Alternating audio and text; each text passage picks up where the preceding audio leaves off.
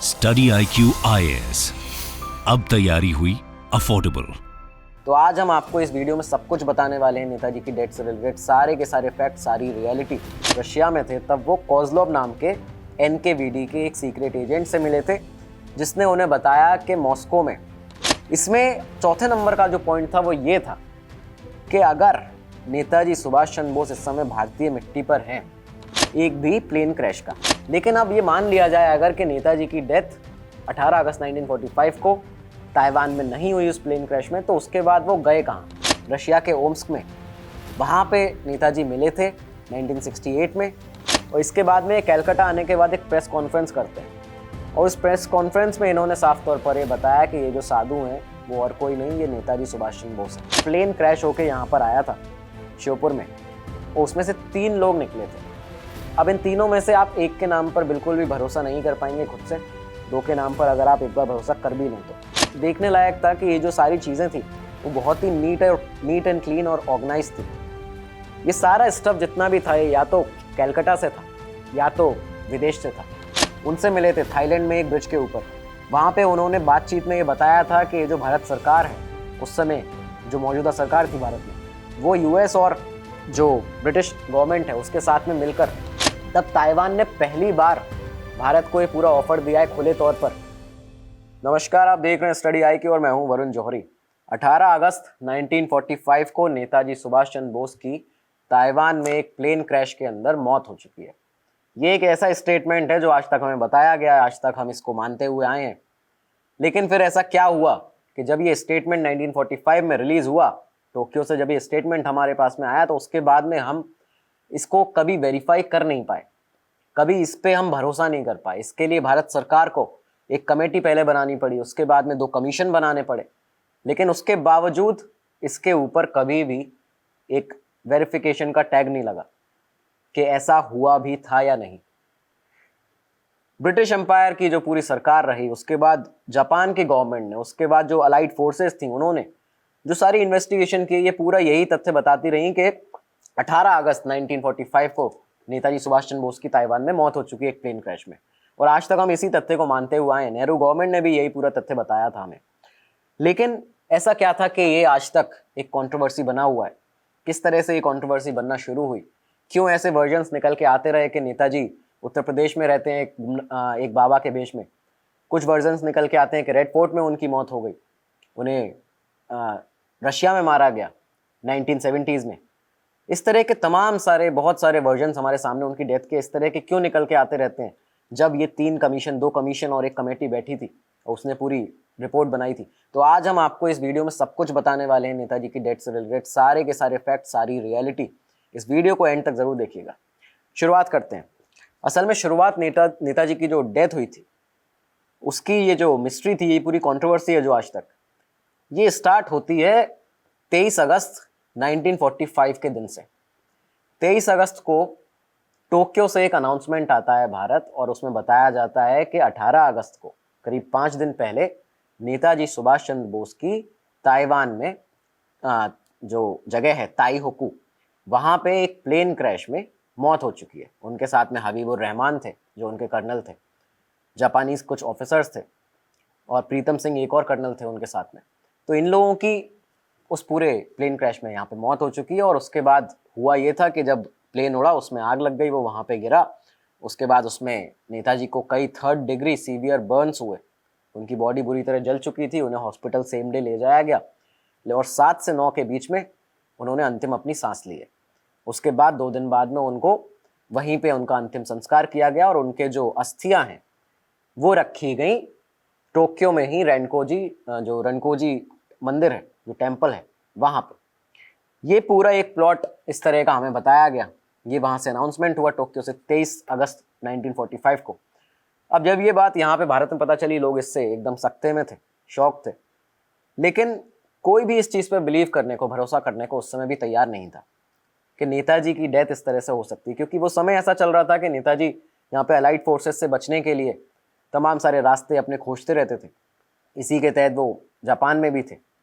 तो ये सब चीज़ें अनुमान लगाए जाते हैं कि कहीं ये वहाँ से बचने के लिए कोई इन्होंने खुद ही एक पूरी स्ट्रैटेजी तो नहीं बनाई थी, एक षड्यंत्र तो नहीं रचा था। तो ये सब चीज़ें अब होती हैं। 3 साल बाद देश हमारा आज़ाद होता है, 19 ये माफ़ कीजिएगा 2 साल बाद देश आज़ाद होता है, 1945 की ये बात है। 47 में देश आज़ाद हुआ। आज़ादी के बाद में लोगों ने लगातार इसकी मांग करना शुरू की। उस समय देश के प्राइम मिनिस्टर थे नेहरू, तो पंडित नेहरू से लगातार लोगों ने इस चीज़ की मांग की कि नेताजी की इस डेथ की इंक्वायरी की जाए, इसकी इन्वेस्टिगेशन की जाए।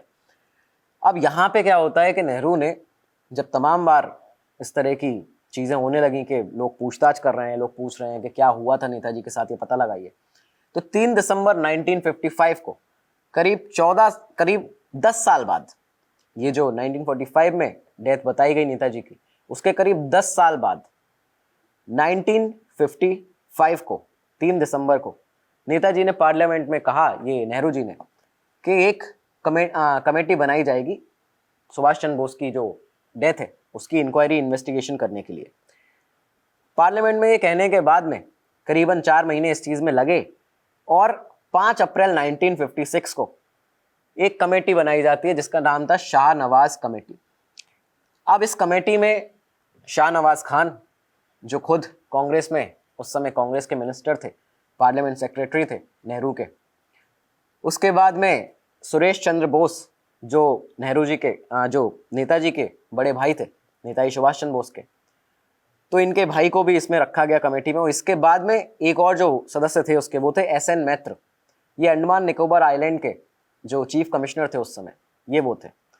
इन तीनों को मिला के ये कमेटी बनाई जाती है और इसमें जो चेयरपर्सन बनाया जाता है, जो हेड बनाया जाता है इस कमेटी का, वो बनते हैं शाहनवाज खान। इस कमेटी ने लगातार अपनी इंडिया, जापान, थाईलैंड और वियतनाम में इंक्वायरीज की, कई सारे फैक्ट्स निकाले वहाँ से। लेकिन सरप्राइजिंग बात ये थी कि यहाँ पे ताइवान के अंदर ग्राउंड जीरो पर इस कमेटी ने कोई भी किसी भी तरह की इन्वेस्टिगेशन नहीं की। जब ये सब चीज़ें होती हैं तो ये कमेटी अपना करीब 4 महीने बाद ही एक रिपोर्ट पेश करती है, जिसमें 2 लोगों ने माना कि नेताजी की जो डेथ है वो उस प्लेन क्रैश में 1945 18 अगस्त को हो चुकी थी। ये 2 लोग थे, एस.एन. मैत्र और शाहनवाज खान। एक शख्स जो सुरेश चंद्र बोस, नेताजी के बड़े भाई, उन्होंने कहा कि ऐसा कोई प्लेन क्रैश ताइवान में हुआ ही नहीं था। उनका साफ तौर पर कहना था, उन्होंने अपना एक डिसेंटिंग नोट पार्लियामेंट में दिया, नेहरू को दिया। उन्होंने बताया कि इस तरह का कुछ भी हुआ नहीं है, किसी भी तरह का कोई प्लेन क्रैश नहीं हुआ है। और ये जो कमेटी है इसने बहुत से अहम दस्तावेज जो इसको मिले हैं उसे छुपाया है। ऐसे दस्तावेजों को छुपाया गया है, उनको दूर रखा गया है, मुझे दिखाया नहीं गया है, ये सुरेश चंद्र बोस का कहना था। और साथ ही उन्होंने ये कहा कि इस कमेटी के बहुत से मेंबर्स और साथ में उस समय के वेस्ट बंगाल के जो चीफ मिनिस्टर थे बिधन चंद्र रॉय, वो उन्हें प्रेशराइज कर रहे हैं इस पे साइन करने के लिए, क्योंकि ये अकेले शख्स थे सुरेश चंद्र बोस जिन्होंने उस कमेटी की उस पूरी रिपोर्ट पे, फाइनल रिपोर्ट पे साइन नहीं किया था। डिसेंटिंग नोट देने के बाद भी, कमेटी के एक अहम सदस्य की भूमिका में होने के बाद भी, सुरेश चंद्र बोस की जो वो डिसेंटिंग नोट उन्होंने दिया था पार्लियामेंट में, उसे खारिज कर दिया जाता है। उनकी राजी के बिना भी इस पूरी जो कमेटी की रिपोर्ट थी, इसको पार्लियामेंट ने, भारत सरकार ने स्वीकार कर लिया। अब यहाँ से ये चीज़ स्वीकार की जाती है कि 18 अगस्त 1945 को ताई होकू में सुभाष चंद्र बोस की मौत हो गई थी। ये डिसेंटिंग नोट साफ तौर पर ये बता रहा था कि ताइवान सरकार ने भी ये कहा है कि 18 अगस्त 1945 को ताइवान में कोई प्लेन क्रैश हुआ ही नहीं। लेकिन फिर भी ये जो फाइनल रिपोर्ट थी वो कमेटी के सामने सबमिट की जाती है और इसी के बाद में ये केस उस समय बंद किया जाता है। अब ये समय था 1955 का। 55 के बाद लोगों ने इस कमेटी के जो ये रिपोर्ट थी इसके ऊपर कॉन्फिडेंस ये उसका लोगों का गेन नहीं कर पाई। लोगों ने कहा कि ये फर्जी है, ये बेकार रिपोर्ट है, और तमाम इसके बाद आरोप जो थे वो सरकार पे भी लगने लगे, नेहरू गवर्नमेंट पे लगने लगे। ये जो चेयरपर्सन थे इस पूरी कमेटी के, शाहनवाज खान, ये कांग्रेस में उस समय मिनिस्टर थे, नेहरू के बेहद खास थे, और 1964 तक, जब तक पंडित नेहरू रहे हैं, जब तक उनकी मौत तक, जब तक वो पीएम रहे, 1952 से लेके 1964 तक लगातार शाहनवाज खान मिनिस्टर रहे हैं। तो ये कई सारे आरोप इस पूरी कमेटी पे लगते रहे इस समय। आगे बढ़ने से पहले आपको बता दें, Netaji Subhash Chandra Bose ICS Indian civil services का एग्जाम क्रैक कर चुके थे, उनकी उसमें 4th रैंक आई थी। इसी तरह आप भी अगर ये एग्जाम जो आज की डेट में यूपीएससी सिविल सर्विसेज का एग्जाम होता है, इसे क्रैक करना चाहते हैं, आईएएस बनना चाहते हैं, तो इंडिया का best affordable education platform UPSC की तैयारी का स्टडी आईक्यू आपके लिए लेकर आया है प्रीलिम्स टू इंटरव्यू प्रोग्राम। इसमें आपको 2 बैच मिल जाते हैं, एक मॉर्निंग बैच है, एक इवनिंग बैच है। और इन दोनों बैचेस में आप जिस भी बैच में अपना एडमिशन लेना चाहते हैं, आपको इस फोटो में उसका पूरा डिटेल दिख रहा होगा। यहाँ पे आप हमारा कोड लगाइए VJ Live, और उसके साथ में आपको यहाँ पे मैक्सिमम डिस्काउंट मिलेगा इसमें। और इसी के साथ आप एक बहुत बड़ा स्टेप लेंगे अपना यूपीएससी सिविल सर्विसेज एग्जाम को क्रैक करने में और आईएएस बनने में, अपने सपने की ओर बढ़ने के लिए। आपको बताते हैं आखिर आगे हुआ क्या। शाहनवाज कमेटी की यहाँ पे रिपोर्ट आई, पार्लियामेंट ने उसको एक्सेप्ट किया। इसके बाद में जो नेहरू गवर्नमेंट थी उसने उसको एक्सेप्ट किया, लेकिन लोग यहाँ पे मानने को तैयार नहीं थे भारत के कि इस तरह की कोई चीज़ हुई है कि जो नेताजी हैं उनकी डेथ प्लेन क्रैश में हुई है। 14 साल करीबन ऐसे बीत जाते हैं, तमाम लोग बार बार डिमांड कर रहे थे इस बीच में इन्वेस्टिगेशन की। लेकिन फिर इंदिरा गांधी की सरकार आती है। 1970 में इंदिरा गांधी देश की प्रधानमंत्री थी और 14 साल बीत चुके थे। तो यहाँ पे जब दोबारा एक डिमांड आती है कि एक इन्वेस्टिगेशन के लिए एक टीम फिर से बनाई जाए, एक कमेटी कमीशन बनाया जाए, तो 11 जुलाई 1970 को GD खोसला कमीशन बनाया जाता है। GD Khosla Punjab high court के रिटायर्ड चीफ जस्टिस थे, फॉर्मर चीफ जस्टिस थे वहाँ के। और ये पूरा एक वन पर्सन बेंच थी। इसमें सिर्फ एक पर्सन थे, GD खोसला, जो पूरी इसकी इन्वेस्टिगेशन करते। ये पूरी अपनी अब ये रिपोर्ट पेश करते इन्वेस्टिगेट करने के बाद में। और ये रिपोर्ट भी सेम जो कमीशन थी, जो कमेटी पहले बनी थी शाहनवाज कमेटी, उसकी रिपोर्ट से एकदम मेल खाती थी। उसमें भी यही बताया गया इस रिपोर्ट में भी कि 18 अगस्त 1945 को ताइवान में नेताजी की प्लेन क्रैश में मौत हो गई थी। अब जब ये चीज़ होती है, इसके बाद में इस रिपोर्ट के सामने, इस बार खोसला कमीशन की इस पूरी रिपोर्ट के सामने आके खड़े हो जाते हैं पार्लियामेंट के एक्स MP समर गुहा, नेताजी का पूरा परिवार और तमाम कई सारे ऐसे MP सांसद जो फॉर्मर हैं या जो उस समय पार्लियामेंट में हैं, और खुद कांग्रेस के अंदर के सांसद इसके सामने आके खड़े हो गए थे। उन्होंने कहा कि ये रिपोर्ट पूरी तरह से बेबुनियाद है, इस तरह की कोई भी चीज़ नहीं हुई है। कांग्रेस के फॉर्मर MP सत्यनारायण सिन्हा ने ये क्लेम करते हुए कहा कि नेताजी जो हैं वो रशिया में के साइबेरिया में जो याकुट जगह है, जो याकुट में एक जेल है, उसके सेल नंबर 45 में है, वो वहाँ पे कैद है। उन्होंने इस तरह का एक पूरा क्लेम खोसला कमीशन के सामने किया। कांग्रेस के फॉर्मर MP सत्यनारायण सिन्हा ने बाकायदा जेल नंबर, सेल नंबर बताते हुए कि सेल नंबर 45 में याकुट में साइबेरिया के जो जेल है वहाँ पे नेताजी को कैद करके रखा हुआ है, वो प्लेन क्रैश में नहीं मरे थे। ये चीज़ उन्होंने बताई। उन्होंने ये भी बताया कि जब वो रशिया में थे तो वो एक कोज़लोव नाम के NKVD के एजेंट से, NKVD सोवियत यूनियन का एक सीक्रेट पुलिस एजेंसी उसको कहा जाता है, तो वहाँ के एक सीक्रेट एजेंट से मिले थे। जब सत्यनारायण सिन्हा रशिया में थे तब वो कोज़लोव नाम के NKVD के एक सीक्रेट एजेंट से मिले थे, जिसने उन्हें बताया कि मॉस्को में जब वो वहाँ पे उससे मिले 1954 में, तो उसने उन्हें बताया कि नेताजी इस समय याकुट में एक जो जेल है वहाँ पे हैं और बहुत ही इस तरह का जीवन उनका वहाँ पे चल रहा है जो वो इस तरह से जीना नहीं चाहते थे। वो काफ़ी पीड़ा में वहाँ पे हैं इस समय। लेकिन आप ये देखिए कि खोसला कमीशन के सामने उन्होंने ये पूरा इन्वेस्टिगेशन के दौरान ये अपना तथ्य रखा था, लेकिन खोसला कमीशन ने सरप्राइजिंगली इस पूरी टेस्टमनी को सत्यनारायण सिन्हा की इस पूरी टेस्टमनी को इग्नोर कर दिया। और इग्नोर करने के बाद में अपनी रिपोर्ट जो थी वो सरकार को दी। इंदिरा गांधी गवर्नमेंट ने भी उस पूरी रिपोर्ट को एक्सेप्ट कर लिया। अब यहाँ से साल बीतते गए, 1970s पूरे निकले, 1980s निकले, लेकिन इस बीच लगातार अब हुआ क्या, जो 70 के दशक निकले, 80 का दशक निकला, इसमें हुआ क्या कि भारत से कई जगहों से, अलग अलग जगह से नेताजी के भारत में होने की खबर सामने आती जा रही थी। कई लोग बता रहे थे कि नेताजी यहाँ रह रहे हैं, कई बता रहे थे नेताजी से हम मिले हैं, नेताजी अभी इस समय भारत के अंदर है। इसी दौरान एक PIL डाली जाती है कलकत्ता हाई कोर्ट में। तो कलकत्ता हाई कोर्ट में एक PIL डाली जाती है और इस PIL में कई सारे स्टेटमेंट थे जिसपे भारत सरकार का जो उनका स्टैंड है वो मांगा गया था। लेकिन इनमें से 4th नंबर का एक पॉइंट था। ये पूरा जो कमेटी की रिपोर्ट है ये मैंने पढ़ी है, इसके तथ्य मैं आपको बता रहा हूँ सारे। इसमें 4थे नंबर का जो पॉइंट था वो ये था कि अगर नेताजी सुभाष चंद्र बोस इस समय भारतीय मिट्टी पर हैं, तो भारत सरकार यहाँ पे, इंदिरा गांधी की सरकार उस समय और जो सरकारें हैं आगे आने वाली, वो ये सब अपना पूरा स्टैंड क्लियर करें। वो ये बताएं कि अगर नेताजी सुभाष चंद्र बोस भारत की मिट्टी पर हैं तो क्या उन्हें एक्सेप्ट किया जाएगा, क्या उन्हें वेलकम किया जाएगा, भारत सरकार उन्हें वेलकम करेगी या फिर अलाइड फोर्सेस को सौंप देगी। अलाइड फोर्सेस यानी सोवियत यूनियन, आपका यूनाइटेड स्टेट्स और आपके जो ग्रेट ब्रिटेन, तो इनको सौंप देगी। क्योंकि वॉर क्रिमिनल जो सेकेंड वर्ल्ड वॉर के टाइम पे जो वॉर क्रिमिनल्स की लिस्ट थी उसमें नेताजी का नाम डाल दिया गया था, तो उसके तहत भारत की सरकार नेताजी को, अगर वो भारतीय मिट्टी पर हैं और अगर वो सामने आ जाते हैं, तो क्या उनको एक्सेप्ट कर लेगी, उन्हें वेलकम करेगी यहाँ पे, या फिर उन्हें वॉर क्रिमिनल बना के ट्रायल के लिए भेज देगी अलाइड फोर्सेस के पास में। तो ये उसका फोर्थ स्टेटमेंट था, ये जो PIL थी। लेकिन इस PIL को कलकत्ता हाईकोर्ट ने इसके बाद रिजेक्ट कर दिया, खारिज कर दिया। बट उसके बाद में यहाँ पे कलकत्ता हाईकोर्ट ने यूनियन गवर्नमेंट को उस समय भारत में ये कहा कि आप इस पूरी कंट्रोवर्सी पे एक फाइनल एंड लगाने के लिए एक फ्रेश कमीशन बना दीजिए, और ये फ्रेश कमीशन बने जो इसको स्टार्टिंग टू द एंड पूरी तरह से इन्वेस्टिगेट करे और फिर अपनी एक रिपोर्ट पार्लियामेंट में पेश करे। तो कलकत्ता हाईकोर्ट के अपील के बाद में भारत सरकार से यहाँ पे मुखर्जी कमीशन बनाया जाता है।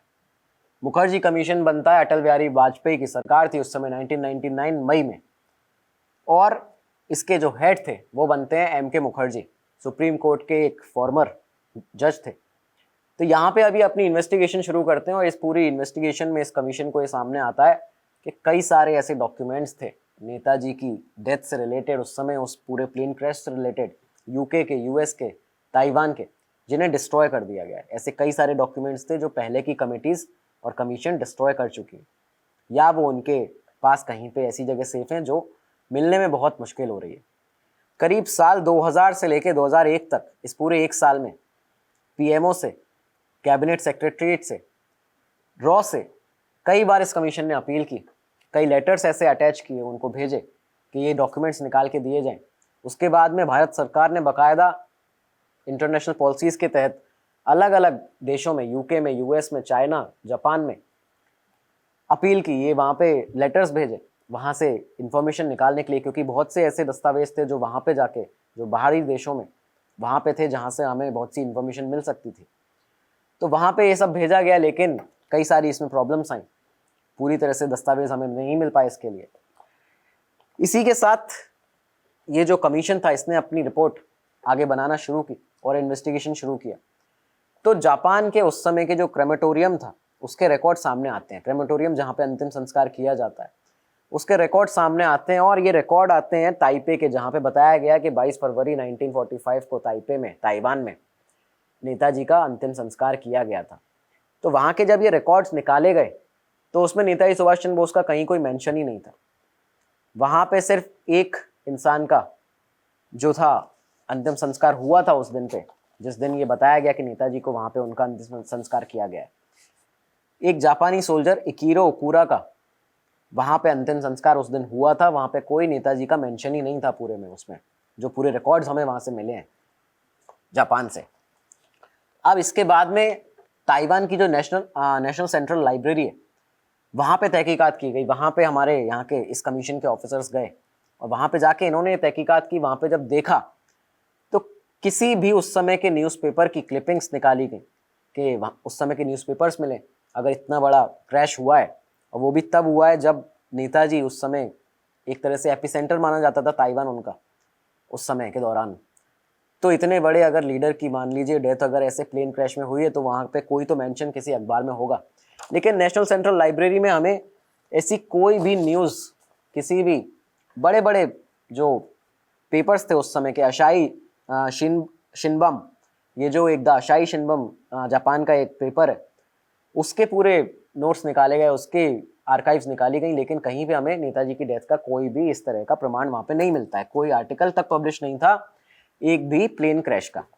अब यहाँ पे होता क्या है कि ताइवान गवर्नमेंट ने मुखर्जी कमीशन को ये बताया साफ तौर पर कि ऐसा कोई भी प्लेन क्रैश 18 अगस्त 1945 को नहीं हुआ है। मुखर्जी कमीशन के सामने ये बात साफ तौर पर बता दी गई कि 18 अगस्त 1945 को कोई भी प्लेन क्रैश नहीं हुआ है। और ये बताया किसने? ताइवान गवर्नमेंट ने इंक्वायरी करने पर। और साथ में उन्होंने ये भी बताया कि सिर्फ 18 अगस्त नहीं, 4 दिन पहले से 14 अगस्त से लेकर 18 अगस्त तक पूरे ताइपी में, पूरे ताइवान में, यहाँ पे इस पूरे एरिया में जो सेंसिटिव बताया जा रहा है नेताजी को डेथ को लेकर, यहाँ पे कोई भी प्लेन क्रैश नहीं हुआ है। इसके बाद एक और रिपोर्ट, एक हिस्टोरियन थे JBP मोरे, उन्होंने अपनी पूरी एक रिपोर्ट पेश की और उसमें उन्होंने बताया कि फ्रेंच सीक्रेट सर्विस की जो रिपोर्ट है वो उन्हें मिली है 1947 की, जिसमें ये बताया गया है कि नेताजी 1945 के प्लेन क्रैश में नहीं मरे, उनकी डेथ उसमें नहीं हुई है। कमीशन ने, ये जो मुखर्जी कमीशन थी, इसने 131 विटनेस जो थे, जो गवाह थे, उन्हें पूरा एग्जामाइन किया, उनसे पूरी बातचीत की, इन्वेस्टिगेट किया, 336 पन्नों की अपनी रिपोर्ट बनाई। यूके, बैंकॉक, ताइवान भी गई है कमीशन, जहाँ पे पहले की कमीशंस नहीं गई, जहाँ पे पहले की कमीशंस ने बिना ताइवान जाए, जहाँ पे ये पूरा एपिसेंटर था नेताजी का, बिना वहाँ पे जाए अपनी रिपोर्ट्स पेश कर दी थी। लेकिन मुखर्जी कमीशन वहाँ पे भी गया, यूके गया, बैंकॉक गया, रशिया गया, जापान, ताइवान गया, और वहाँ से आके इन्होंने अपनी पूरी 336 पेज की एक रिपोर्ट पेश की। और ये रिपोर्ट जब सामने आई तो मुखर्जी कमीशन ने ये साफ तौर पर उसमें कंक्लूड किया कि नेताजी इज डेड, नेताजी मर चुके हैं। और ये रिपोर्ट इन्होंने 2005 में पेश की थी, पार्लियामेंट में सरकार को दी गई थी। 2005 तक इन्होंने ये बताया था कि इस समय तक नेताजी की डेथ हो चुकी है, लेकिन नेताजी की डेथ किसी भी प्लेन क्रैश में नहीं हुई थी और ना ही उनके जो अस्थियां हैं वो जो जापान के रेनकोजी टेम्पल में रखी हैं वो उनकी नहीं है, वो उस चाइनीज सोल्जर की हैं। ये बात साफ तौर पर यहाँ पे इस कमीशन ने अपनी बता दी। इस कमीशन ने यहाँ पे शाहनवाज कमेटी की जो रिपोर्ट थी और खोसला कमीशन की जो रिपोर्ट थी, दोनों को खारिज कर दिया, दोनों को गलत बताया। इसी के साथ इन्होंने ये भी बताया कि ऐसा कोई भी प्लेन क्रैश का सबूत भारत के सामने नहीं है। ताइवान गवर्नमेंट ने साफ तौर पर यह बताया है कि जो ताइहोकू एयरपोर्ट है, 18 अगस्त 1945 को वहाँ पे कोई भी प्लेन क्रैश नहीं हुआ है। जिस तरह का बताया गया कि ये जो प्लेन था वो उड़ा और उसके बाद उसमें आग लग गई एयरपोर्ट के पास ही। तो ये सब यहाँ पे सामने आता है। इसके साथ में ना कोई मेडिकल सर्टिफिकेट, कोई अंतिम संस्कार का क्रेमेटोरियम सर्टिफिकेट और प्लेन क्रैश का कोई रिकॉर्ड यहाँ पे है नहीं। और जो अस्थियां हैं वो इकिरो ओकुरा की हैं, जो जापानीज सोल्जर था। ये सब चीज़ यहाँ पे बताई जाती है और ये कमीशन ने साफ तौर पर ये कह दिया कि नेताजी प्लेन क्रैश में नहीं मरे थे। तो अब ये तो हुई कमेटी और कमीशंस की बात। एक कमेटी बनी, 2 कमीशन बने, दोनों ने बता दिया अपनी अपनी चीज़ें। हमने आपको पूरा उनकी जो रिपोर्ट्स थी वो बता दी हैं और विद प्रूफ पूरी तरह से हमने उसको देखा है, एग्जामाइन किया, उसके बाद हमने आपको यहाँ पे बताया है। तो ये सब चीज़ें यहाँ पे होती हैं। लेकिन अब ये मान लिया जाए अगर कि नेताजी की डेथ 18 अगस्त 1945 को ताइवान में नहीं हुई उस प्लेन क्रैश में, तो उसके बाद वो गए कहाँ, वो कहाँ थे? इसके तमाम सारी तथ्य बताए जाते हैं कि वो कहाँ कहाँ गए।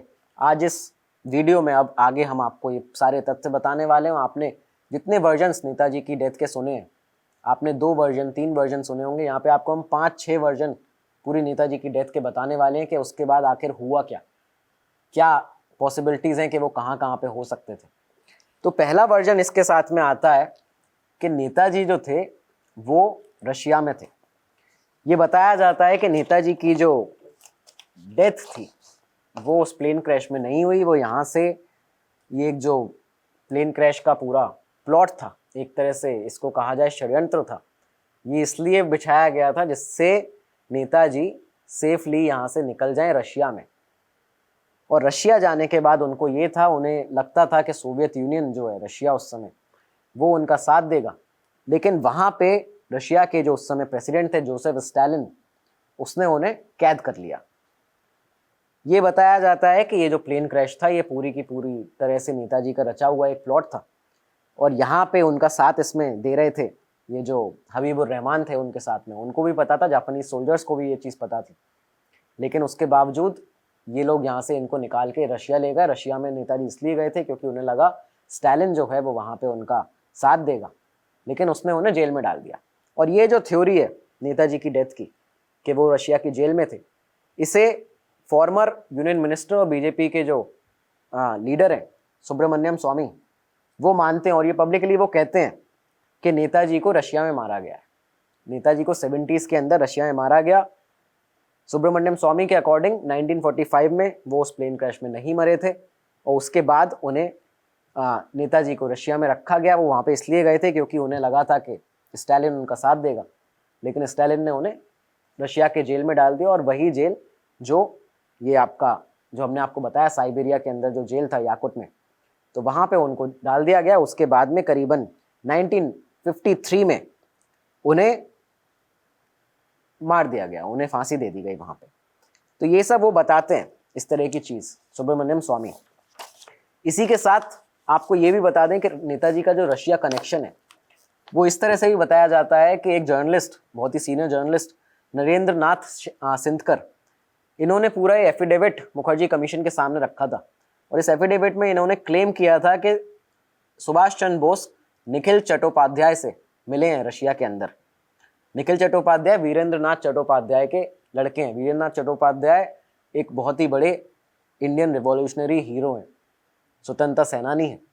तो उनके जो बेटे हैं निखिल चट्टोपाध्याय, उनसे रशिया के अंदर 50s में, माफ़ कीजिएगा 1960 में रशिया के ओम्स्क में, वहाँ पे नेताजी मिले थे 1968 में। और उन्होंने उन्हें बताया था कि वो रशिया में यहाँ पे रह रहे हैं क्योंकि उन्हें डर है कि अगर वो आते हैं भारत तो पंडित नेहरू सरकार उस समय उन्हें वॉर क्रिमिनल डिक्लेयर करके अलाइड फोर्सेस को सौंप देगी। तो इस डर से वो यहाँ पे आ नहीं रहे थे। तो ये चीज़ सामने आती है। एक और तथ्य कि जो बहुत सीनियर जर्नलिस्ट नरेंद्र नाथ सिंधकर, ये उनका पूरा स्टेटमेंट, ये उन्होंने पूरा बाकायदा एफिडेविट मुखर्जी कमीशन के सामने रखा था कि किस तरह से निखिल चट्टोपाध्याय से रशिया के अंदर 1968 में रशिया के ओमस्क में नेताजी सुभाष चंद्र बोस मिले थे। और उन्होंने वहाँ पे उन्हें बताया था कि भाई मैं आना वहाँ पे चाहता हूँ, लेकिन मुझे वॉर क्रिमिनल एक डिक्लेयर करके इस तरह से ये लोग बता सकते हैं। तो ये एक और फैक्ट यहाँ पे सामने था, रशिया का जो कनेक्शन था नेताजी का, उसके अकॉर्डिंग। इसके बाद 2019 में, अभी हाल ही में, minister of state for external affairs V Muraleedharan ने भारत सरकार से कहा, लोकसभा में सरकार से उन्होंने कहा कि इंडिया को रशिया से इस समय, अब ये समय आ चुका है कि रशिया से उन्हें नेताजी की इन्फॉर्मेशन लेनी चाहिए कि अगर वो 1945 में वहाँ पे नहीं उनकी डेथ हुई थी जापान में, तो वो रशिया में थे या नहीं, इस बात की इन्फॉर्मेशन हमें अब निकाल लेनी चाहिए। तो ये एक वर्जन है, ये एक थ्योरी है। इसके बाद हम आपको बताते हैं इसकी दूसरी थ्योरी। ये थ्योरी इस तरह से सामने निकल के आती है कि कैलकाटा के एक शख्स, अपनी जो एक ऑथर है, वो सामने आते हैं। नाम था उषा रंजन चटर्जी। उषा रंजन चटर्जी सामने आते हैं और ये अपनी पूरी कमीशन के सामने, नेहरू कमीशन, ये मुखर्जी कमीशन के सामने ही अपनी रिपोर्ट, अपना एक पूरा एफिडेविट देते हैं।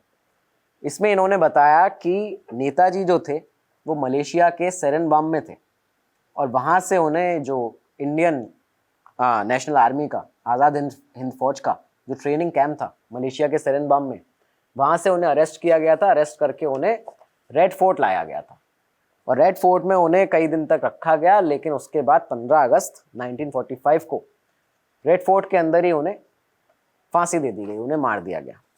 ये चीज़ अब सामने जब आती है तो इस पूरी जो कमीशन थी, मुखर्जी कमीशन, उन्होंने प्रूफ मांगे उषा रंजन चटर्जी से।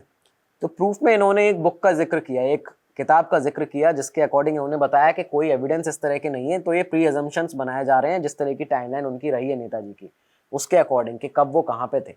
तो उसके अकॉर्डिंग ये एफिडेविट मैं आपको पेश कर रहा हूँ। लेकिन प्री अजम्पशंस के आधार पर ये नहीं बताया जा सकता कि रेड फोर्ट में उनकी मौत हुई थी 1945 में। तो इसके लिए यहाँ पे मुखर्जी कमीशन ने इस पूरे जो इनकी एप्लीकेशन थी, जो एफिडेविट था, उसको यहाँ पे खारिज कर दिया। इसके बाद एक वर्जन सामने आता है नेताजी की डेथ का, जो तीसरा वर्जन आप मानिए, वो ये है कि नेताजी की डेथ, जो सबको आज तक बताया गया है कि वो उस समय 1945 15 अगस्त को सिंगापुर में थे दोपहर में। उसके बाद वहाँ से उन्हें जब पता चलता है कि ये जो जापान है उसने अलाइड फोर्सेस के सामने सरेंडर करने का फैसला लिया है, तो उसके बाद वो अपने कलीग से, अपने ऑफिसर्स से, जापान फोर्स के डिस्कस करते हैं। यहाँ से ये लोग निकलना चाहते हैं रशिया। इन्होंने प्लान बनाया कि अब यहाँ से रशिया निकला जाएगा। रशिया निकलने के लिए ये पहुँचते हैं ताइपी, और उसके बाद इन्हें यहाँ से निकलना था रशिया के लिए। लेकिन उस प्लेन का जिसमें सिर्फ 2 लोग बैठे हुए थे जो नेताजी के साथ के थे, क्योंकि ये प्लेन बाकी और भी पैसेंजर्स को ले जा रहा था। तो इसमें जो प्लेन था यहाँ पे उनके साथ हबीबुर रहमान थे और खुद नेताजी थे, बाकी जापानीज़ ऑफिसर्स थे। तो इस प्लेन का ये जब उड़ा है करीब 2:35 पर, ये आपके 2:35 पर इसने ताइवान से उड़ान जब भरी है ताइपी से, तो उसके बाद इसमें आग लगी अचानक से और इसके बाद बताया गया कि ये क्रैश हुआ। नेताजी को 3rd डिग्री बर्न्स हुए, वो बुरी तरह से जले। उसके बाद उन्हें हॉस्पिटल ले जाया गया, लेकिन 7 से 9 बजे के करीब बीच में उनकी मृत्यु हो गई। और उसी के बाद उन्हें जो वहाँ पे 2 दिन बाद में उनका अंतिम संस्कार किया गया और उनके जो अस्थियाँ हैं वो जापान के जो रेनकोजी टेम्पल है उसमें रखी हुई हैं। ये चीज़ यहाँ पे बताई जाती है और यही वर्जन है जिसे शाह नवाज कमीशन थी उसने माना। यही वर्जन है जिसे खोसला कमीशन ने माना और ये वर्जन वही जिसे नेहरू गवर्नमेंट ने माना, जो आज तक हमें बताया गया है। अब आप चौथा वर्जन सुनिए और ये वर्जन है भारत के अंदर से। बताया जाता है कि 1959 में बंगाल के पास कूच बिहार में एक आश्रम बहुत तेज़ी से बनना शुरू होता है। इसका नाम था शॉलमरी आश्रम। अब शॉलमारी आश्रम जब ये बनना शुरू होता है, इसको बना रहे थे उस समय एक साधु जो इसमें रहते थे, शारदानंद जी। यहाँ पे बताया गया कि पहले इस आश्रम को किसी ने ज़्यादा नोटिस नहीं किया, लेकिन उसके बाद अचानक से इसके फॉलोअर्स बहुत सारे आने लगे। वहाँ पे करीबन 1500 इसके फॉलोअर्स हो गए। 100 एकड़ ज़मीन पर ये आश्रम बन चुका था और बहुत सी यहाँ पे फौज, यहाँ पे ऑफिसर्स पुलिस के, वो इसकी देखभाल करने के लिए, रखवाली करने के लिए इसके गार्ड्स बहुत सारे रहते थे। जब ये सब हुआ तो लोगों के अंदर एक क्यूरियोसिटी आई, उन्हें जानने की ललक हुई 1959 में। तो अब जब यहाँ पे ये पता लगाया गया तो लोगों में रूमर फैलना शुरू होता है कि इस आश्रम के अंदर नेताजी सुभाष चंद्र बोस रहते हैं। ये बताया जाता है कि ये जो साधु बनके इस पूरे आश्रम के अंदर रह रहे हैं वो नेताजी सुभाष चंद्र बोस हैं। ये रूमर फैलता है 1961 में और तेज़ी से 2 साल के अंदर, और इसके बाद ये रूमर पूरे उस समय तक देश में फैल चुका था। फरवरी 1962 में मेजर सत्य गुप्ता, जो नेताजी सुभाष चंद्र बोस के एक बहुत क्लोज एसोसिएट माने जाते थे आज़ाद हिंद फौज के टाइम पे, तो मेजर सत्य गुप्ता इस आश्रम में जाते हैं, शारदानंद जी से मिलते हैं जो साधु थे, और इसके बाद में कलकत्ता आने के बाद एक प्रेस कॉन्फ्रेंस करते हैं। और उस प्रेस कॉन्फ्रेंस में इन्होंने साफ तौर पर ये बताया कि ये जो साधु हैं वो और कोई नहीं, ये नेताजी सुभाष चंद्र बोस हैं। ये चीज़ सामने आती है। इसके बाद में बताया जाता है कि कई सारे उस समय के नेता थे, उस समय की मौजूदा सरकार के, भारत सरकार के, जो इनसे मिलने गए और उन्होंने माना कि ये नेताजी सुभाष चंद्र बोस हैं। खोसला कमीशन के सामने भी ये पूरा फैक्ट आया था। ये पूरी जो एक कहानी निकल के आई थी ये उसके सामने भी आई थी। लेकिन इनमें से जब खोसला कमीशन ने कुछ गवाहों को इन्वेस्टिगेट किया तो उसमें से कुछ गवाह ऐसे निकले थे जिन्होंने बताया कि नेताजी के चाल ढाल में, नेताजी के चलने बोलने के तरीके में, उनकी हैंडराइटिंग में, और इन साधु की जो शारदानंद जी हैं उनकी हैंडराइटिंग में, उनके चलने और बोलने के तरीके में बहुत सारा डिफरेंस है, बहुत सारा अंतर है। ये बाकायदा पूरा मुखर्जी कमीशन की रिपोर्ट में सब लिखा हुआ है जो हम आपको बता रहे हैं। तो ये सब सामने आता है। इसके बाद में ये साधु भी सामने आते हैं। इन्होंने, शारदानंद जी ने खुद से बताया कि मेरा सुभाष चंद्र बोस से, नेताजी से या उनके परिवार से कोई भी लेना देना नहीं है, मैं उनसे किसी भी तरह से, मेरा कोई रिलेशन नहीं है। तो लेकिन ये सब बताने के बाद भी लोग उस समय ये लगातार मानते रहे कि नेताजी जो हैं वो खुद शारदानंद जी हैं जो यहाँ पे साधु बन के रह रहे हैं। तो अब 5वां वर्जन नेताजी की डेथ का आप सुनिए। ये भी निकल के आता है भारत से ही, और भारत के दिल मध्य प्रदेश से। मध्य प्रदेश के श्योपुर के रहने वाले जगन्नाथ गुप्ता, श्री जगन्नाथ गुप्ता ने ये क्लेम किया, ये बताया, ये एफिडेविट दिया अपना मुखर्जी कमीशन को 2000 से लेके 2005 के दौरान, जब मुखर्जी कमीशन अपनी इन्वेस्टिगेशन कर रहा था। इन्होंने बाकायदा एफिडेविट दिया, ये बताया कि श्योपुर के पास में एक गांव है नागदा, फ्रीडम फाइटिंग स्ट्रगल के टाइम पे, जब ये दौर चल रहा था 40s का, 45, 46, 47, जब भारत आज़ाद होने वाला था, उस समय पर एक प्लेन क्रैश होके यहाँ पर आया था श्योपुर में, और उसमें से 3 लोग निकले थे। अब इन तीनों में से आप एक के नाम पर बिल्कुल भी भरोसा नहीं कर पाएंगे खुद से, 2 के नाम पर अगर आप एक बार भरोसा कर भी लें तो। ये 3 उन्होंने नाम बताए मुखर्जी कमीशन के सामने, बाकायदा डेट के साथ में एफिडेविट दिया। इसमें बताया कि इस प्लेन क्रैश में 3 सर्वाइवर्स थे जिन्होंने सर्वाइव इस प्लेन क्रैश को, जो कर गए थे। पहला था हबीबुर रहमान जो नेताजी के साथ में था, दूसरे थे खुद नेताजी, और तीसरा था हिटलर, अडोल्फ हिटलर। तो इन्होंने बताया कि उस समय हिटलर भी यहाँ पे इस प्लेन क्रैश में बच गया था नेताजी के साथ में। और फिर ये बताते हैं कि ये जो नेताजी थे वो आगे जाके इस गांव में आते हैं यहाँ पे शिवपुर में, और वहाँ पे ये रहना शुरू करते हैं लोगों के साथ में एक साधु बनकर। इस साधु का नाम था ज्योतिर्देव। ज्योतिर्देव नाम के एक साधु के देश में नेताजी यहाँ पे रह रहे थे लगातार, और इसी के साथ में कई दिनों तक ये यहाँ पे नदी के किनारे रहते रहे। और मई 21 1977 को यहाँ पे उस साधु की, ज्योतिर्देव की डेथ हो जाती है। लोगों में ये बात बहुत ज़्यादा फैली कि शिवपुर में मध्य प्रदेश के जो ज्योतिर्देव, जो ये साधु थे, ये नेताजी खुद थे। इसके बाद ये गुप्ता ने क्लेम भी किया कि मध्य प्रदेश सरकार ने जितने भी डॉक्यूमेंट्स और जितनी भी चीज़ें वहाँ से मिली थी, ज्योतिर्देव जहाँ पे रहते थे ये साधु, जिन्हें बताया गया कि नेताजी थे, वहाँ से जितनी भी चीज़ें मिली थी उसको पूरी सरकार ने उस सारे डॉक्यूमेंट्स को अपने कंट्रोल में रख लिया। और वो उसमें तमाम सारे ऐसे प्रूफ्स हैं जो ये बता सकते हैं कि वो जो साधु थे वो खुद नेताजी थे। लेकिन ये इंक्वायरी जब चली, इसके बाद कमीशन ने इन लोगों से पूछा कि आपने पहले सुभाष चंद्र बोस को देखा था या नहीं देखा था। इसके बाद में कमीशन ने जब अपनी इन्वेस्टिगेशन की, मुखर्जी कमीशन ने, तो ये सामने आया कि ऐसे नाम के एक साधु, ज्योतिर्देव नाम के एक साधु शिवपुर में उस दौरान, उस समय के दौरान रहते थे, बिल्कुल रहते थे। और वहाँ पे ये जो साधु थे ये शिवपुर में ही रहते थे, लेकिन ऐसा कोई भी सबूत यहाँ पे उन्हें नहीं मिला कि ये साधु नेताजी सुभाष चंद्र बोस थे। तो अब आपको बताते हैं नेताजी की डेथ का छठा वर्जन, 6th वर्जन। और इस वर्जन को माना जाता है कि ये सबसे ज़्यादा ऑथेंटिक वर्जन है, सबसे ज़्यादा प्रूव्ड है, लोग सबसे ज़्यादा जिस पे सहमति अपनी रखते हैं वो ये वर्जन है नेताजी की डेथ का और उनके होने का भारत के अंदर। अब आपको बताते हैं, इसके अकॉर्डिंग बताया जाता है कि जब 1953 मार्च में जोसेफ स्टालिन की, रशिया के, सोवियत यूनियन के प्रेसिडेंट की डेथ हो जाती है, तो नेताजी वहाँ से, रशिया में थे वो, उन्होंने अपनी जो डेथ थी उसको पूरा एस्केप किया था। ये जो उन्होंने प्लॉट बनाया था जापान में प्लेन क्रैश का, ये पूरी तरह से फेक था। ये वहाँ से निकलना चाहते थे, उसके बाद में रशिया जाके वहाँ पे रहना चाहते थे। इन्हें लगा था कि वहाँ पे जो जोसेफ स्टालिन है वो इनका सपोर्ट करेगा, लेकिन उसने इन्हें जेल में डाल दिया। ये वहाँ पे जेल में भी रहे, उसके बाद रशिया में रहे, और वहाँ से जब उसकी डेथ हो गई तब ये वहाँ से, रशिया से एस्केप करके नेपाल के रास्ते भारत आते हैं।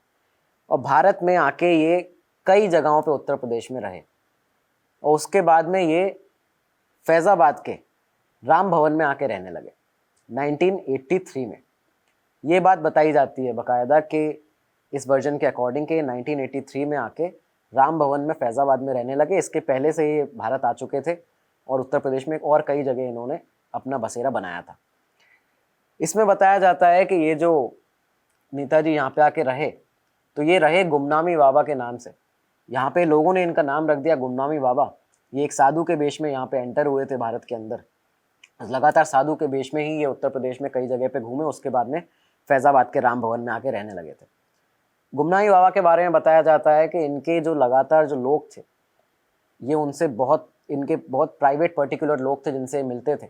कोई और मिलने आता था तो पर्दे के पीछे से बात करते थे, और कभी भी अपना जो रूम था उसे ये छोड़ते नहीं थे। उस समय इनके जो लैंडलॉर्ड थे, जिसके घर में ये रहते थे वहाँ पे राम भवन में, गुरबसंत सिंह, तो गुरबसंत सिंह और उनके जो बेटे हैं शक्ति सिंह, उनका पूरा पूरा ये बयान है, साफ तौर पर उन्होंने कमीशन के सामने ये बताया कि ये जो साधु थे, ये गुमनामी बाबा जो थे, ये खुद सुभाष चंद्र बोस थे, खुद ये वहाँ पे रह रहे थे। और 2 बार इन्होंने इसका पूरा पूरा ट्राई किया कि इनके वेरिफिकेशन के लिए इन्हें एक बार कोर्ट में ले जाया जाए, इन्हें प्रशासन के सामने ले जाया जाए, लेकिन ये हर बार उससे फेल हो जाते थे। वो हर बार इनसे बच जाते थे इस तरह से। 2 बार इन्होंने ट्राई किया इस तरह का कि उन्हें कोर्ट के सामने ले जाया जाए, एक बार उनके वेरिफिकेशन के लिए। तो ये बताया जाता है कि ये गुमनामी बाबा सुभाष चंद्र बोस थे। और उसके बाद में एक दिन इनकी सितंबर 16, 1985 को रात में मौत हो गई। रात में जब इनकी यहाँ पे मौत हुई, उसके बाद सितंबर 16 को मौत हुई, और 18 सितंबर 1985 को इनका अंतिम संस्कार किया गया अयोध्या के गुप्तर घाट पे। अयोध्या के गुप्तर घाट पे इनके 13 जो फॉलोअर्स थे, जो इनके वही लोग थे जिनसे ये मिलते थे, सिर्फ 13 लोगों से मिलते थे उस समय, उनके सामने इनका अंतिम संस्कार किया गया और ये भी बताया गया कि उस समय ये जो लोग थे वो कलकत्ता से किसी के आने का वेट भी कर रहे थे। गुमनामी बाबा की ये जो थ्योरी है ये सबसे ज़्यादा एक्सेप्टेबल थ्योरी है आज तक की। इसके बारे में बताया जाता है कि जब ये गुमनामी बाबा की मृत्यु हो गई उसके बाद में उनका जो पूरा कोठरी थी जहाँ पे वो रहते थे, जो कमरा था, वहाँ से नेताजी सुभाष चंद्र बोस के परिवार के कई सारे फोटोग्राफ्स मिले। एक पूरा फैमिली फोटो मिला है जिसमें 22 लोग हैं सुभाष चंद्र बोस के परिवार के, इंक्लूडिंग उनके माताजी और पिताजी। तो ये पूरा वहाँ से मिलता है। इसके साथ में यहाँ से क्या क्या चीज़ें मिली अब आप वो सुनिए। यहाँ से गुमनामी बाबा के आज़ाद हिंद फौज के कुछ पुराने लीडर्स के द्वारा लिखे हुए गुमनामी बाबा के लिए लेटर्स मिलते हैं, टेलीग्राम्स मिलते हैं। यहाँ पे पवित्रा मोहन रॉय जो आज़ाद हिंद फौज के, इंडियन नेशनल आर्मी के इंटेलिजेंस का और ये जो सुभाष चंद्र बोस थे इनके बहुत ही करीबी माने जाते थे, पवित्रा मोहन रॉय, उनके और बाकी लोगों के कई सारे लेटर्स मिलते हैं गुमनामी बाबा के साथ। जर्मन बाइनोकुलर्स मिले। उसके बाद में एक यूएसए का पेन मिला, 3 फॉरेन मेड लाइटर्स मिलते हैं, थर्मोमीटर्स मिलते हैं, फिलिप्स का ट्रांजिस्टर मिला, पुलिस मैनुअल, एक टाइपराइटर और ग्रामोफोन। ये सब एक साधु के कोठरी से मिलना एक बहुत ही एबनॉर्मल चीज़ थी। ये आमतौर पर इस तरह की चीज़ होती नहीं है। इसके बाद में आप सुनिए और क्या मिला। यहाँ से बुक्स मिलती हैं। बुक्स कौन सी? India wins freedom by Maulana Abul Kalam Azad. दूसरी बुक मिलती है Himalayan blunder by brigadier John Dalvi. तीसरी बुक मिलती है Netaji through German lens by Nanda Mukherjee. ये सारी बुक्स मिलती हैं। इसके साथ ही यहाँ से और क्या मिलता है आप वो सुनिए। आज़ाद हिंद फौज की यूनिफॉर्म, ये उस कमरे से मिली। रोलेक्स की एक वॉच मिली। न्यूज़पेपर की कई सारी क्लिपिंग्स मिली और ये जो क्लिपिंग्स थी न्यूज़पेपर की वो उसी टाइम की थी जब आज़ाद हिंद फौज एक्टिव थी, जब भारत स्वतंत्रता की लड़ाई लड़ रहा था। उस समय की ये सब चीज़ें मिलती हैं और देखने लायक था कि ये जो सारी चीज़ें थी वो बहुत ही नीट एंड क्लीन और ऑर्गेनाइज थी। ये सारा स्टफ जितना भी था ये या तो कलकत्ता से था या तो विदेश से था। किसी भी बाबा के, किसी भी साधु के कोठरी से ये चीज़ें मिलना बहुत ही एक अलग तरीके का फैक्ट है। लोग इसको मानते हैं कि ये पूरी तरह से गुमनामी बाबा जो थे वो सुभाष चंद्र बोस थे। अब ये थ्योरी कमीशन के सामने भी आई। मुखर्जी कमीशन के सामने जब ये थ्योरी आती है तो इसके बाद में ये जो पूरा सामान मिला था इस घर से, इस पूरे सामान को फैज़ाबाद का जो डिस्ट्रिक्ट एडमिनिस्ट्रेशन था उसने अपने पास कस्टडी में रख लिया और पूरी इसकी इन्वेंट्री जो थी इनकी बनाई हुई वहाँ पे इसको भी रख दिया।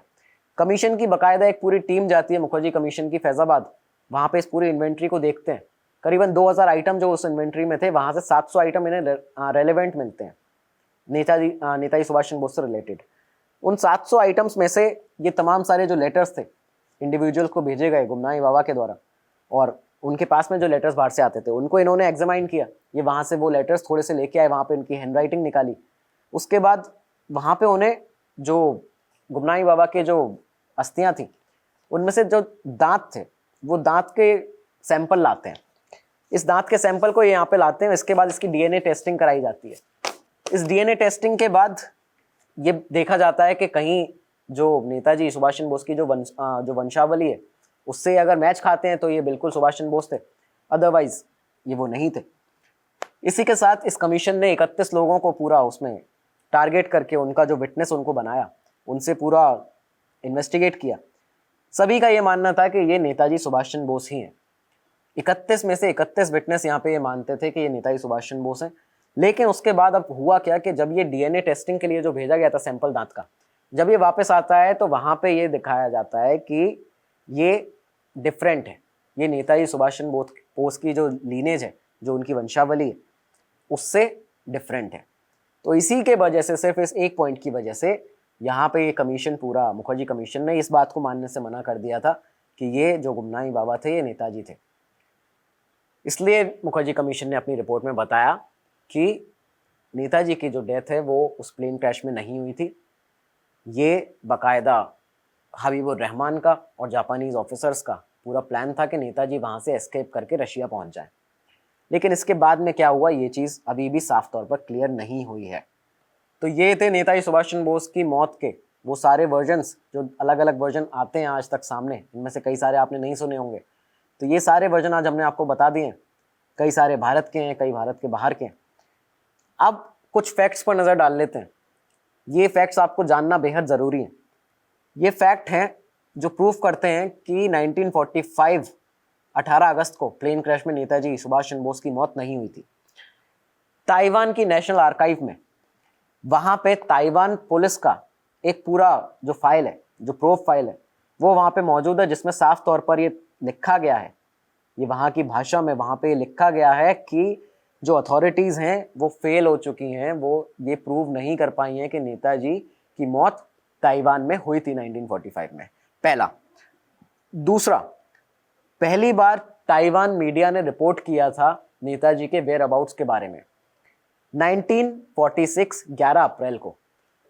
ताइवान का एक टैबलॉइड न्यूज़पेपर हुआ करता था मिनबाओ, उसके अंदर पूरा ये आर्टिकल पब्लिश होता है, इन्फॉर्मेशन बताई जाती है नेताजी के वेयर अबाउट्स की 1946 में, उनकी मौत के 1 साल बाद पब्लिश हुए आर्टिकल में ये बताया गया कि Bose was not dead, he was hiding in India for 6 months।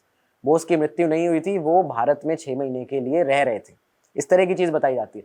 इसके बाद 2006 में निज़ामुद्दीन नाम के एक 102 साल के शख्स सामने आते हैं। इनकी उम्र की वजह से इनका इंटरव्यू लेने के लिए मीडिया पर्सन इनके पास में गए थे, लेकिन उन्होंने जो बताया वो तथ्य जान के लोग हैरान हो गए थे। 2006 में निज़ामुद्दीन नाम के इस शख्स ने, 102 साल के, इन्होंने बताया, बुजुर्ग शख्स ने, कि ये नेताजी के ड्राइवर कम बॉडीगार्ड थे और बर्मा में लड़ाई के दौरान इन्होंने बहुत बार नेताजी को बचाया है और इसके साथ ही 3 गोलियां भी इन्होंने एक बार खाई थी नेताजी के लिए। उसी के बाद नेताजी ने इन्हें कर्नल का जो टैग था वो दिया था। ये बताते हैं कि नेताजी ताइपी में हुए उस प्लेन क्रैश में नहीं मरे थे, ये कई सालों बाद उसके भारत में फैज़ाबाद में मरे हैं और गुमनाई बाबा जो थे वो नेताजी ही थे। ये साफ तौर पर यहाँ पे निज़ामुद्दीन ने बताया, इन्होंने साफ तौर पर ये कहा कि नेताजी जो थे वो ताइपी में नहीं मरे थे, वो आके यहाँ पे रह रहे थे फैज़ाबाद में, उत्तर प्रदेश में, और वो गुमनाई बाबा के भेस में यहाँ पे रह रहे थे और उनकी 1985 में यहाँ पे डेथ हुई है। निज़ामुद्दीन ने बताया कि वो एक बार 1946 में नेताजी से मिले थे और उनके बड़े भाई जो जिनका नाम है शरद चंद्र बोस, उनसे मिले थे थाईलैंड में एक ब्रिज के ऊपर। वहाँ पे उन्होंने बातचीत में ये बताया था कि जो भारत सरकार है उस समय, जो मौजूदा सरकार थी भारत में, वो यूएस और जो ब्रिटिश गवर्नमेंट है उसके साथ में मिलकर उनकी पूरी मौत की जो वजह बता रहे हैं, ये एक तरह का पॉलिटिकल गेम खेल रहे हैं बहुत बड़ा। 1971 में वाराणसी में उसके बाद निज़ामुद्दीन बताते हैं कि वो एक शख्स से मिले जिनका नाम था स्वामी। ये मद्रासी शख्स थे और ये जो नेताजी थे उनके एक तरह से राइट हैंड उस समय माने जाते थे। इन्होंने, स्वामी ने इनको पूरी तरह से बताया कि नेताजी जो हैं वो फैज़ाबाद में गुमनाई बाबा बन के रह रहे हैं और इसी के साथ इन्होंने ये बताया कि वो अभी ज़िंदा हैं और ये यहाँ पे रह रहे हैं। जब ये इनको पता चला निज़ामुद्दीन को, तो इन्हें किसी भी तरह का इस समय इसमें आश्चर्य नहीं हुआ था, क्योंकि ये जानते थे कई बार नेताजी इस तरह से भेष बदल कर काम करते हैं। स्वामी ने उन्हें यह भी बताया था कि नेताजी सुभाष चंद्र बोस बेहद खुश हैं कि भारत को आज़ादी मिल गई, लेकिन वो इस बात से बहुत ज़्यादा खफा थे एक तरह से और बहुत ज़्यादा उदास रहते थे कि भारत का पार्टीशन हुआ, डिवाइड हुआ। तो ये सब चीज़ें लगातार सामने आती हैं। इसके बाद में 2010 में लेफ्टिनेंट मनवती आर्या एक बुक लिखती हैं, judgement no air crash no death.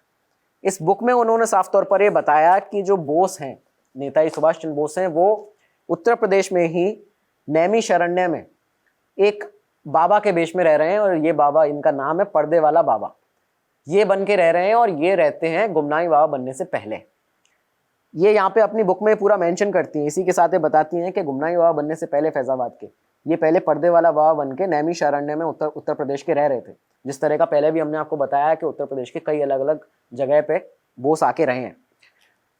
ये प्रूफ कैसे होता है कि इनके ये जो नैमिषारण्य में जहाँ पे रहते थे, वहाँ पे इनके जो पूरा इनका घर था, वहाँ से बोस के फैमिली के, उनके पेरेंट्स के फोटोग्राफ मिलते हैं। वहाँ से उन्हें कई सारे ऐसे लेटर्स मिलते हैं बोस के, जो पवित्रा मोहन रॉय को, जो उस समय के इंटेलिजेंस ऑफिसर हुआ करते थे आईएनए के, नेशनल इंडियन आर्मी के, इंडियन नेशनल आर्मी के, उनके साथ कई सारे ऐसे लेटर्स मिलते हैं। और साफ तौर पर ये यहाँ पे इस बुक में बताते हैं कि ये लगातार पवित्रा मोहन रॉय स्वामी जी के साथ में, जब ये साधु बन चुके थे गुमनाई बाबा, तब इनके साथ कांटेक्ट में थे। पवित्रा मोहन रॉय के जो लड़के हैं, जो बेटे हैं रामेंद्र, तो रानेंद्र रॉय भी ये बताते हैं रिसेंटली हिंदुस्तान टाइम्स को और इन्होंने बताया कि इसमें कोई डाउट नहीं है कि जो गुमनामी बाबा थे वो नेताजी सुभाष चंद्र बोस थे। ये सब चीज़ें सामने आती हैं। इसके साथ ही अमेरिकन हैंडराइटिंग एक्सपर्ट कार्ल बेगेट ये पूरा क्लेम करते हैं, ये हैंडराइटिंग के जो लेटर्स उनको मिले थे नेताजी के, जो गुमनामी बाबा के, इसको पूरा राइटिंग को मैच करके उन्होंने अपनी एक पूरी टेस्टिमनी दी। उन्होंने पूरा बताया कि ये दोनों सेम पर्सन है, ये गुमनामी बाबा जो थे वो नेताजी सुभाष चंद्र बोस थे।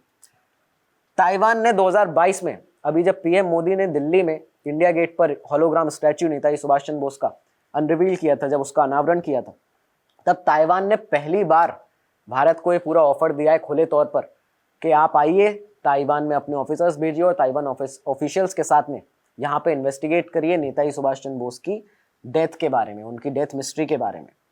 तो आप लोग कमेंट सेक्शन में ज़रूर बताइएगा कि क्या अब ये समय आ चुका है जब भारत सरकार को नेताजी सुभाष चंद्र बोस की ये जो लगातार कंट्रोवर्सी चली आ रही है, जो डेथ मिस्ट्री है, इस पे आके एक दी एंड लगाना चाहिए, इसकी फाइनल एक इन्वेस्टिगेशन होनी चाहिए और इन पूरे तथ्यों को सामने लेके इसकी पूरी तहकीकात की जानी चाहिए। कमेंट सेक्शन में आपके कमेंट्स का हमें बहुत बेसब्री से इंतज़ार रहेगा। तब तक लिए दीजिए रात, नमस्कार, धन्यवाद, जय हिंद। स्टडी IQ IAS, अब तैयारी हुई अफोर्डेबल।